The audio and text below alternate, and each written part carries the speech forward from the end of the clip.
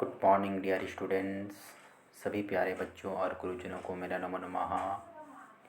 Today discuss कक्षा सप्तम व्याकरण खंड परिसिस्टम शब्दरूपाणी। आज हम व्याकरण की पाठ परिसिस्टम शब्दरूपाणी अजंत पुल्लिंग अकारांत बालक शब्द के बारे में अध्ययन करेंगे, जो कि परिसिस्टम की शब्दरूपाणी है। व्याकरण खंड से हम बात कर रहे हैं कि जो परिसिस्टम्स होती है, अकारांत शब्द क्या होती हैं, बालक शब्द क्या होती हैं, इनके बारे में हम अध्ययन करेंगे। जब भी आप वीडियोज़ देखेंगे अच्छे से अध्ययन कीजिएगा, समझिएगा। जहाँ आपको समझने में दिक्कतें होती है मेरे को बताइए, मैं पुनः उस पैराग्राफ्स को, उस शब्द रूपाणी को आपको बताने की कोशिश करूँगा। Okay, now start. शब्द रूपाणी अजंत पुल्लिंग्स के बारे में बात कर रहे हैं। सबसे पहले जानना चाहेंगे कि अकारांत शब्द होती क्या हैं। जिस शब्द के अंत में अशब्द का प्रयोग होता हो वह अकारांत शब्द कहलाते हैं। जैसे यथा के रूप में यहाँ पर देखिएगा, बालकः, बालकम, बालकेन, बालकाय, बालकात्, बालकस्य, बालके। ये जो शब्द हैं सभी के क्या हैं, सभी शब्द के अंत में अशब्द का प्रयोग हो रहा है। बालकः अशब्द आ रहा है, बालकम अशब्द आ रहे हैं, बालकेन अशब्द आ रहे हैं।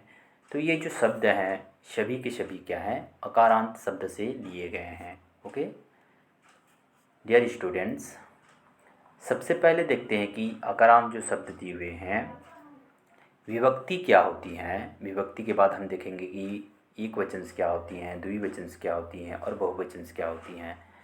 विभक्ति जो होते हैं 7 प्रकार के विभक्ति होते हैं, जो कि संबोधन शब्द को लिया गया है, जिसमें प्रथमा विभक्ति के बारे में बात करते हैं। प्रथमा विभक्ति क्या होती हैं, द्वितीय विभक्ति क्या होती हैं, तृतीय विभक्ति, चतुर्थी विभक्ति, पंचमी विभक्ति, षष्ठी विभक्ति और सप्तमी विभक्ति। संबोधन जो शब्द होते हैं, संबोधन शब्द का प्रयोग प्रायः किसी को संबोधित करने के लिए किया जाता है। ओके, देखिएगा, हम बात करते हैं वचन के बारे में बात कर रहे हैं। वचन जो शब्द दिए हुए हैं यहाँ पर देखिएगा, 3 प्रकार के वचन के बारे में हम पढ़ते हैं, 7 प्रकार के विभक्ति के बारे में पढ़ते हैं संस्कृत की पाठमाला में, संस्कृत के व्याकरण खंड में। जो एक वचन होते हैं, द्विवचन होते हैं और बहुवचन होते हैं।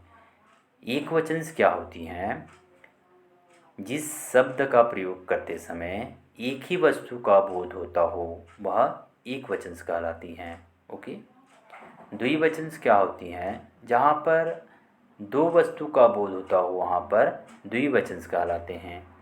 बहुवचन क्या होती हैं, जहाँ 2 से अधिक वस्तुओं का बोध होता हो वहाँ पर बहुवचन कहलाते हैं।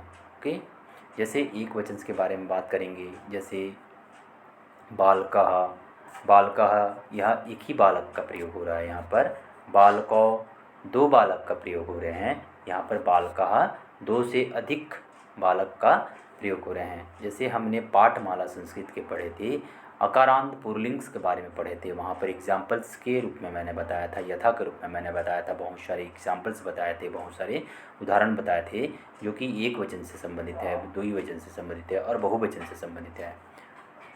डियर स्टूडेंट्स, नीचे देखिएगा, प्रथमा विभक्ति के बारे में बात कर रहे हैं कि जो प्रथमा विभक्ति होती है, यहाँ पर विभक्ति दिए हुए हैं। प्रथमा विभक्ति के बारे में बात करें कि प्रथमा विभक्ति में एक वचन जब शब्द आते हैं वहाँ पर बालकः शब्द का प्रयोग होता है, द्विवचन में बालको शब्द का प्रयोग करते हैं और बहुवचन में बालकः शब्द का प्रयोग करते हैं।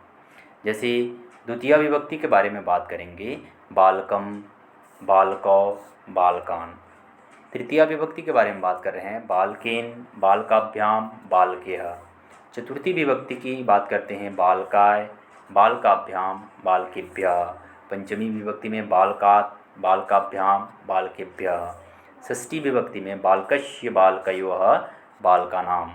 क्योंकि यहाँ पर जो वचन का प्रयोग हो रहे हैं, देख सकते हैं कि अलग अलग वचनों में अलग अलग शब्दों का प्रयोग हुआ है। उसी प्रकार सप्तमी विभक्ति के बारे में बात करते हैं, बालके, बालकयो, बालकेषु। संबोधन जो शब्द होते हैं किसी चीज़ को संबोधित करने के लिए होता है, जैसे हे राम, हे रामो, हे रामः। उसी प्रकार यहाँ पर दिया हुआ है हे बालकः, हे बालकौ, हे बालकः। तो ये जो वचन दिए हुए हैं अलग अलग शब्दों का प्रयोग करके बनाए गए हैं। तो आप समझ सकते हैं, मैं कुछ चिन्हित शब्दों को बताऊंगा जिसे आपको याद करना आवश्यक है। जैसे बात करना चाहूँगा कि यहाँ पर बात की गई है तृतीया विभक्ति के बारे में बात की गई है और प्रथमा और द्वितीया विभक्ति के बारे में बात की गई है। सबसे पहले मैं बताना चाहूँगा प्रथमा विभक्ति और द्वितीया विभक्ति के द्विवचन जो शब्द हैं यहाँ पर, ये जो दो शब्द दिए हुए हैं बालकौ बालकौ, प्रथमा विभक्ति और द्वितीया विभक्ति द्विवचन के सेम होते हैं, एक ही होते हैं दोनों। उसी प्रकार तृतीया विभक्ति के बारे में बताना चाहूँगा। तृतीया विभक्ति जो दिए हुए हैं द्वितीया विभक्ति के द्विवचन अंश में आपके तृतीया विभक्ति, चतुर्थी विभक्ति और पंचमी विभक्ति तीनों क्या होते हैं, सेम शब्दों का प्रयोग होते हैं। कहाँ पर, द्विवचनों में। ओके, याद रखिएगा। उसी प्रकार षष्ठी विभक्ति और सप्तमी विभक्ति के द्विवचन अंश में आपका दोनों शब्द सेम होते हैं। षष्ठी विभक्ति और सप्तमी विभक्ति के द्विवचन मैं याद करने की कुछ ट्रिक्स बता रहा हूँ आप लोग को। बालकयो बालकयो, तो इस प्रकार जो चिन्हित शब्द हैं आप भी बुक्स में चिन्हित शब्द के रूप में एक पेंसिल लेके बैठिएगा। जब भी स्टडी करते हैं पेंसिल लेके बैठिए और चिन्हित शब्दों को वहाँ पर चिन्ह लगेगा। ओके, अब बहुवचन के बारे में बात करते हैं। बहुवचन में जो शब्द एक होते हैं, जैसे बात कर रहे हैं कि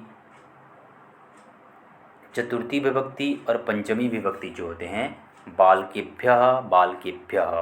ओके, उसी प्रकार अब जो द्विवचन के बारे में मैंने बताया और बहुवचन के बारे में बताया, तो आप याद रखिएगा जो चिन्हित शब्दों को मैं बताया यहाँ पर द्विवचन में दोनों प्रथमा विभक्ति और द्वितीय विभक्ति द्विवचन में सेम होते हैं। तृतीया चतुर्थी पंचमी द्विवचन में सेम होते हैं। षष्ठी और सप्तमी द्विवचन में सेम होते हैं। ठीक है बेटा, मैंने आपको चिन्हित शब्दों के बारे में बताया। उसी प्रकार आप याद रखिएगा विभक्ति पहले होते हैं। 7 प्रकार के विभक्ति होते हैं। संबोधन संबोधित करने के लिए प्रयोग होता है अकारांत शब्द में। उसी प्रकार वचन के बारे में मैंने बताया कि एक वचन क्या होती हैं, बहुवचन क्या होती हैं और द्विवचन क्या होती हैं, इनके बारे में भी मैंने बताया, तो याद रखिएगा। उसी प्रकार समान रूप जी दिए हुए हैं, नीचे पैराग्राफ्स में एक समान रूप दिए हुए हैं। समान रूप जैसे दिए हैं अश्व, गज, खग, मृग, राम, देव, कोकिल, बक आदि।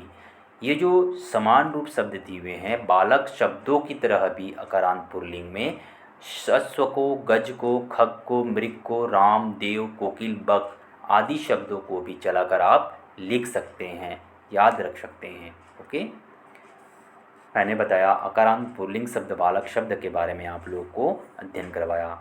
इकारांत शब्द कवि शब्द जो दिए हैं नीचे देखिएगा, इकारांत शब्द का प्रयोग कैसे होते हैं। इकारांत शब्द क्या होती है, यहाँ पर देखिएगा इकारांत दिए हुए हैं, छोटे ई का मात्रा है, यहाँ पर इकारांत बोला जाएगा तो बड़ी ई का मात्रा का प्रयोग होगा। उसी प्रकार इकारांत जो शब्द होते हैं, जिस शब्द के अंत में छोटे ई शब्द का प्रयोग होता हो वह इकारांत शब्द कहलाता है। कभी कभी ऐसे विभक्ति का प्रयोग होता है जहाँ पर बड़े ही शब्द का भी प्रयोग होते हैं। तो इकारांत के बारे में मैंने बताया कि इकारांत जो शब्द होते हैं छोटी ही मात्रा का प्रयोग होता है। यहाँ पर देखिएगा कवि जो शब्द दिए हुए हैं वहाँ पर वी लिखा हुआ है, छोटे ही मात्रा का प्रयोग हुआ है। ओके, ध्यानपूर्वक समझिएगा। यहाँ पर इकारांत शब्द के बारे में बात कर रहे हैं। प्रथमा विभक्ति जो विभक्ति है मैंने बताया कि विभक्ति कैसे होते हैं, 7 प्रकार के विभक्ति होते हैं। वचन जो होते हैं क्या होते हैं, एक वचन, द्विवचन और बहुवचन। एक वचन जो होते हैं एक ही शब्द का प्रयोग होते हैं, वहाँ पर एक वचन शब्द कहलाएंगे। द्विवचन जो होते हैं द्विवचन में 2 वस्तु का प्रयोग होता है, बहुवचन में 2 से अधिक शब्दों का प्रयोग होता है। ओके, तो इस प्रकार मैं कुछ चिन्हित शब्दों को बताऊंगा। देखिएगा, प्रथमा विभक्ति की बात करते हैं तो एक वचन में कवि है, यहाँ पर एक ही कवि के बारे में बात की जा रही है।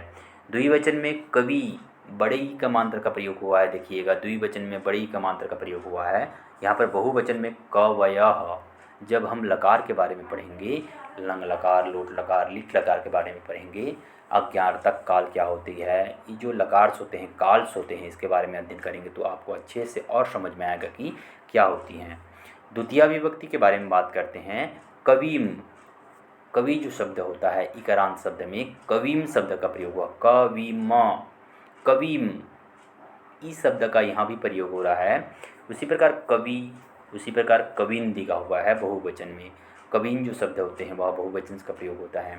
तृतीया विभक्ति में बताया गया है कविना, कविभ्याम, कविभिः। चतुर्थी विभक्ति में कविवे, कविभ्याम, कविभिः। और पंचमी विभक्ति कवेः, कविभ्याम, कविभ्यः। षष्ठी विभक्ति की बात करते हैं कवेः, कव्योः, कवीनाम। सप्तमी विभक्ति कवो, कविव्यो, कविषु। संबोधन विभक्ति हे कवे, हे कवि, हे कवयः। तो इस प्रकार मैंने आप लोगों को कुछ अध्ययन करके बताया कि जो एक वचन में कवि शब्द को इकारांत शब्द में कैसे चलाए जाते हैं। देखिएगा, जब भी आप स्टडी करेंगे कुछ चिन्हित शब्दों को याद रखिएगा। जैसे प्रथमा विभक्ति के बारे में बात करते हैं तो द्विवचन में देखिएगा, द्विवचन में कुछ सेम शब्दों को बताया गया है। देखिएगा, प्रथमा विभक्ति और द्वितीय विभक्ति द्विवचन में सेम होते हैं। कौन कौन से सेम होते हैं? द्विवचन प्रथमा विभक्ति और द्वितीय विभक्ति में दो शब्द सेम होते हैं, प्रथमा विभक्ति और द्वितीय विभक्ति। उसी प्रकार बहुवचन के बारे में बात करते हैं। बहुवचन में आप देखेंगे तृतीया विभक्ति और चतुर्थी विभक्ति पंचमी विभक्ति और चतुर्थी विभक्ति में क्या हो जाएंगे? कौन कौन से में? पंचमी विभक्ति और चतुर्थी विभक्ति कविभ्यः, कविभ्यः। उसी प्रकार आप देखिएगा कि यहाँ पर तृतीया विभक्ति, चतुर्थी विभक्ति या पंचमी विभक्ति सेम है। षष्ठी विभक्ति, सप्तमी विभक्ति भी सेम शब्द का प्रयोग हुआ है। और प्रथमा विभक्ति और द्वितीय विभक्ति में भी द्विवचन को चिन्हित करके मैंने आपको बताया कि कैसे आपको याद कर सकते हैं। उसी प्रकार इकारांत शब्द के पंचमी विभक्ति और षष्ठी विभक्ति जो दिए हुए हैं कवेह, कवेह दिए हुए हैं। तो इस प्रकार आप कुछ चिन्हित शब्दों को चिन्ह लगा लीजिएगा, याद करने में आपको आसानी होगी। ठीक है बेटा। नीचे जो समान शब्द दिए हुए हैं, नीचे जो समान शब्दों का प्रयोग हुआ है, जैसे समान रूप दिए हुए हैं, मुनिह के बारे में बताया गया है, कवि के बारे में, हरि के बारे में, ऋषि के बारे में, अग्नि के बारे में, नृपति के बारे में, भूपति के बारे में, रवि के बारे में। ये जो शब्द दिए हुए हैं देख सकते हैं, सभी में छोटे ही शब्द का प्रयोग हुआ है, सभी में छोटे ही शब्द का प्रयोग हुआ है, क्योंकि यह इकारांत शब्द के उदाहरण हैं। समान शब्द ये जो है, जैसे मैंने आपको कवि शब्द को चलाकर बताया, उसी प्रकार मुनि शब्द को आप चलाकर लिख सकते हैं, कवि शब्द को चलाकर लिख सकते हैं, हरि शब्द को, अग्नि शब्द को, ऋषि शब्द को, नृपति शब्द को, भूपति शब्द को, सभी को आप समान कवि जैसे शब्द में मैंने चलाया वैसे सभी शब्दों को चलाकर आप याद रख सकते हैं। ओके। नीचे देखिएगा, मैंने आपको अकारांत के बारे में बताया, इकारांत के बारे में बताया। अब उकारांत शब्द जो दिए हुए हैं नीचे देखिएगा, उकारांत साधु शब्द के बारे में बताया गया है। उकारांत छुटऊ कमांतर का प्रयोग हो रहा है कि जिस शब्द के अंत में छुटऊ शब्द का प्रयोग होता हो, उस शब्द का प्रयोग होता हो, वहाँ उकारांत शब्द होते हैं। जैसे साधु, साधुम, साधुन्ना, साधवेय, साधो, वो शब्द का प्रयोग हो रहा है। देखिएगा, तो ये जो शब्द दिए हुए हैं कुछ यथा के रूप में दिए हुए हैं, सब के सब उकारांत के उदाहरण हैं। ठीक है बेटा। तो आप उसी प्रकार आप चला कर लिख सकते हैं। जैसे प्रथमा विभक्ति के बारे में मैंने बताया, कुछ चिन्हित शब्दों को आप याद रखिएगा। द्विवचन में तृतीया विभक्ति, चतुर्थी विभक्ति और पंचमी विभक्ति सेम होते हैं, एक जैसे होते हैं। उसी प्रकार बताया गया है साधुभ्यः, साधुभ्यः, साधुभ्यः। यहाँ पर बताया गया है साधुभ्यः, साधुभ्यः के बारे में बताया गया है। कौन सा? चतुर्थी विभक्ति और पंचमी विभक्ति। तो इस प्रकार आप अपने आकलन करके, अपनी बुद्धि का प्रयोग करके, अपने ज्ञान का प्रयोग करके आप कुछ ऐसे टिक्स लगा के आप याद रख सकते हैं। ओके। तो मैंने आपको उकारांत शब्द के बारे में भी बताया। ठीक है। पेज देखिएगा, पेज नंबर 86 के बारे में बात करेंगे। कुछ उकारांत शब्द के और दिए हुए हैं जो उकारांत शब्द को दिया हुआ है। देखिएगा, उकारांत जो शब्द दिए हुए हैं कि यहाँ पर बताया गया है षष्ठी विभक्ति, षष्ठी विभक्ति के बारे में बताया गया है। षष्ठी विभक्ति, सप्तमी विभक्ति और संबोधन विभक्ति के बारे में बताया गया है। षष्ठी विभक्ति जो होते हैं साधो, साधो द्विवचन सेम होते हैं। तो आप जो मैं आपको सेम शब्दों को बता रहा हूँ, आप भी पेंसिल से उनको सेम शब्दों को एक चिन्हित कर दीजिएगा। समान रूप जो शब्द दिए हुए हैं, समान रूप जैसे भानु के बारे में बात कर रहे हैं, शिशु के बारे में, गुरु के बारे में, प्रभु के बारे में, रिपु, बंधु, तरु और अंशु जो शब्द होते हैं सब के सब समान शब्द हैं, जो आप साधु के जैसे चलाकर आप इनको भी उकारांत शब्द जैसे लिख सकते हैं। मैंने आपको अकारांत शब्द बालक के बारे में बताया। उसके बाद इकारांत शब्द के बारे में हमने कवि शब्द के बारे में अध्ययन किया, उकारांत शब्द साधु शब्द के बारे में अध्ययन किए। अब बात करते हैं ऋकारांत पितृ शब्द। पितृ जो होते हैं वह पिता के बारे में बताया गया है। पिता पितृ शब्द का प्रयोग हुआ है ऋकारांत। तो ऋकारांत शब्द का प्रयोग कब होगा? जिस शब्द के अंत में ऋ शब्द का प्रयोग होता हो वहाँ ऋकारांत शब्द कहलाएंगे। ऋकारांत के बारे में मैंने बताना चाहूँगा कि ऋकारांत जो शब्द हैं देख सकते हैं यहाँ पर विभक्ति जो दिए हुए हैं 7 प्रकार के विभक्ति के बारे में यहाँ पर बताया गया है। एक वचन के बारे में बताया गया है, द्विवचन के बारे में बताया गया है और बहुवचन के बारे में बताया गया है। यहाँ पर एक वचन जो शब्द होते हैं एक ही वस्तु का बोध होता है, वहाँ पर एक वचन का शब्द प्रयोग होते हैं।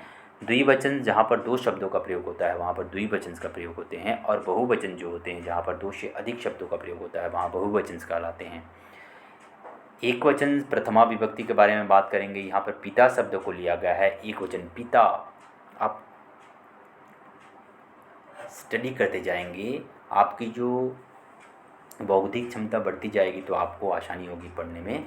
तो यहाँ पर एक वचन जो शब्द हैं पिता, द्विवचनम पितरौ, बहुवचनम पितरः।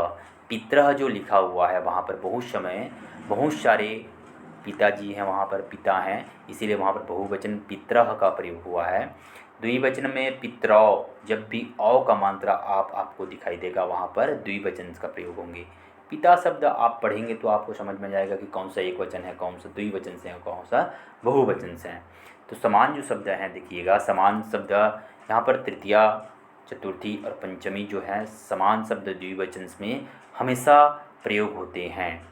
उसी प्रकार पितृभ्यः, पितृभ्यः पंचमी विभक्ति और षष्ठी विभक्ति के बारे में बात की गई है। षष्ठी जो विभक्ति है पितृभ्यः, पितृभ्यः बहुवचन में बात की गई है। पितरौ, पितरौ, पितरौ, पितरौ देखिएगा षष्ठी विभक्ति और सप्तमी विभक्ति जो दी हुई है पितरौ, पितरौ द्विवचन में प्रयोग हुआ है। उसी प्रकार एक वचन प्रथमा विभक्ति द्विवचन में बात की गई है पितरौ और पितरौ। ये जो शब्द दिए हुए हैं द्विवचन में भी बताए गए हैं। तो कुछ समान शब्दों को मैं चिन्हित कर रहा हूँ। इकारांत शब्द पितृ शब्द में जैसे एक वचन की बात आएगी, द्विवचन की बात आएगी, द्विवचन में ये दोनों समान होंगे। तृतीया, चतुर्थी और पंचमी विभक्ति में आपको द्विवचन में हो जाएंगे समान। उसी प्रकार पंचमी और षष्ठी विभक्ति में एक वचन में समान होंगे। उसी प्रकार दिया हुआ है पितृभ्यः, पितृभ्यः चतुर्थी और पंचमी विभक्ति भी समान होते हैं। मैंने आपको संबोधन शब्द के बारे में बताया कि हे पिता, हे पितरौ, हे पिता, वहाँ पर जब भी संबोधन शब्द का प्रयोग होता है वहाँ पर लघु संवाद का प्रयोग होते हैं। लघु संवाद जो होते हैं दीर्घ काल के लिए होते हैं। दीर्घ काल कैसे होते हैं? जैसे किसी चीज़ को आप संबोधित करेंगे हे राम, वहाँ पर जो आपका वाक्य का शब्द प्रयोग हुआ है वो दीर्घ काल के लिए हो रहा है। ओके, तो इस प्रकार मैंने आपको पितृ शब्द के बारे में बताया। समान जो शब्द दिए हुए हैं यहाँ पर देखिएगा, समान शब्दों को आप भी इसी प्रकार चला के लिख सकते हैं। विशेष दिए हुए हैं भातृ के अतिरिक्त अन्य शब्दों के प्रथम 5 रूपों में दीर्घता होता है। जो भातृ जो शब्द दिए हुए हैं यहाँ पर, जब भी आप भातृ शब्द का प्रयोग होंगे अतिरिक्त अन्य शब्दों के प्रथम जो 5 रूप में ता होगा। जैसे दाता, दात्रौ, दात्रः, दात्राम, दात्रौः। तो सभी को आपको स्टडी नहीं करना है। आपको लगता है कि मैं एक शब्द को याद रखूं, उसी हिसाब से समान शब्दों को आप चलाकर भी लिख सकते हैं। इधर पर दिए हुए नीचे देखिएगा अजंत स्त्रीलिंग के बारे में बताया गया है। हमने अभी अजंत शब्द पुल्लिंग के बारे में पढ़ रहे थे। आकारांत रमा शब्द के बारे में हम देखते हैं। अजंत जो शब्द दिए हुए हैं, अजंत जो शब्द दिए हैं यहाँ पर देख सकते हैं कि आकारांत, हमने किसके बारे में पहले बात की है? पुल्लिंग के बारे में बात की है। अभी स्त्रीलिंग के बारे में बात कर रहे हैं। स्त्रीलिंग क्या होती हैं? जहाँ पर स्त्री जाति को बोध कराता हो वहाँ स्त्रीलिंग होती है। जैसे लता, लताः और कमलः। और यहाँ पर बताया गया है स्त्रीलिंग में कौन से आएंगे? पुस्तकम, ये जो होती हैं ये स्त्रीलिंग से संबंधित होते हैं। आकारांत शब्द क्या होती हैं? जिस शब्द के अंत में आ शब्द का प्रयोग होता हो वहाँ आकारांत शब्द होंगे। ओके बेटा, तो वचंस को मैं पहले भी बता चुका हूँ कि वचंस क्या होती हैं, एक वचन, द्विवचन और बहुवचन क्या होती हैं। आप एक वचन में क्या शब्दों का प्रयोग होंगे, द्विवचन में क्या शब्द का प्रयोग करेंगे, देख सकते हैं। विभक्ति के बारे में बताया कि प्रथमा विभक्ति से लेकर सप्तमी विभक्ति तक शब्दों का प्रयोग होता है। संबोधन शब्दों को एक संबोधित शब्द के रूप में रखा गया है कि संबोधन शब्द, जब भी आप अकारान, उकारान, लिकारान और अजन शब्द के बारे में, शब्द रूपाणी के बारे में अध्ययन करेंगे तो संबोधन शब्द का प्रयोग होगा वहाँ पर। कुछ चिन्हित शब्दों के बारे में बताना चाहूँगा, जैसे चिन्हित शब्द दिए हुए हैं। रमे रमे प्रथमा विभक्ति द्वितीय विभक्ति में सेम होते हैं द्विवचन में। उसके बाद रबाभ्याम रबाभ्याम तृतीया चतुर्थी पंचमी भी सेम होते हैं। षष्ठी विभक्ति और सप्तमी विभक्ति भी क्या होती हैं, सेम होते हैं। उसी प्रकार बहुवचन के रमाभिय रमाभिय, रमाः रमाः और रमाभ्यः रमाभ्यः भी सेम होते हैं। एक वचन, द्विवचन, बहुवचन के सेम होते हैं और रमाभ्यः रमाभ्यः चतुर्थी और पंचमी विभक्ति भी सेम होते हैं। तो इस प्रकार कुछ समान शब्द दिए हुए हैं, जैसे लता दिए हुए हैं, कन्या दिए हुए हैं, विद्या दिया हुआ है, बालिका दिया है, प्रजा दिया हुआ है, कथा और पाठशाला जो दिए हैं सब के सब क्या है, आकारांत शब्द से संबंधित हैं। क्योंकि यहाँ पर देख सकते हैं आकारांत शब्द जब भी हुआ है, यहाँ पर लता आ शब्द का प्रयोग हो रहा है, कन्या आ शब्द का प्रयोग हो रहा है, विद्या आ शब्द का प्रयोग हो रहा है, अंत में आ शब्द ही आ रहे हैं। तो मैं ये जो आप लोग को आकारांत शब्द के बारे में बताया, इसके बारे में भी आप अध्ययन कीजिएगा अच्छे से। इकारांत शब्द के बारे में, स्त्रीलिंग के बारे में नेक्स्ट क्लासेस में हम बात करेंगे। मति शब्द को पढ़ के आइएगा। मति शब्द जो होते हैं सबसे इम्पोर्टेंट यहाँ पर बालक शब्द को लिया गया है।